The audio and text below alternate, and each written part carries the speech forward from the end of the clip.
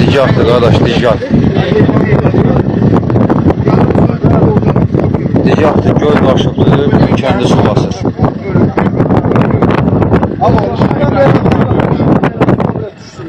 Oğlum getdi oraya, sıcaq boğazları var.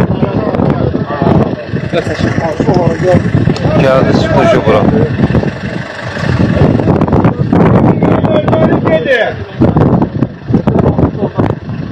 Işıq yanan yeri, orada bayağı ışıq yanırdı. Pəyədir, valla çökək yerdir sol tərəf.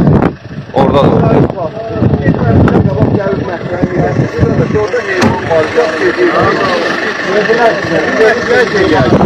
Kardeş, deyilirsin adam qala qala mən heyvan çıxardım.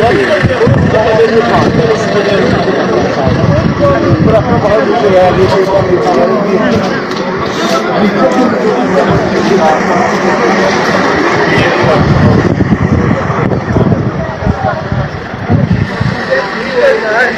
Bütün kənd suyun içindədir.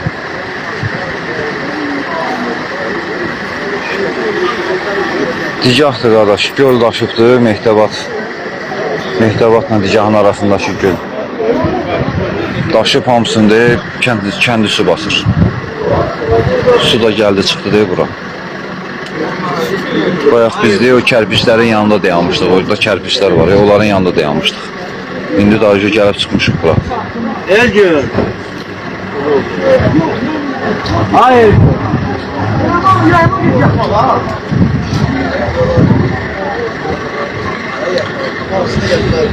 Bütün məhəllələr hamısı suyun içindədir, ev, eşik hamısı suyun içindədir. Cəmaatın, kəndin işığını söndürdülər ki, cəmaatı tok vurmasın.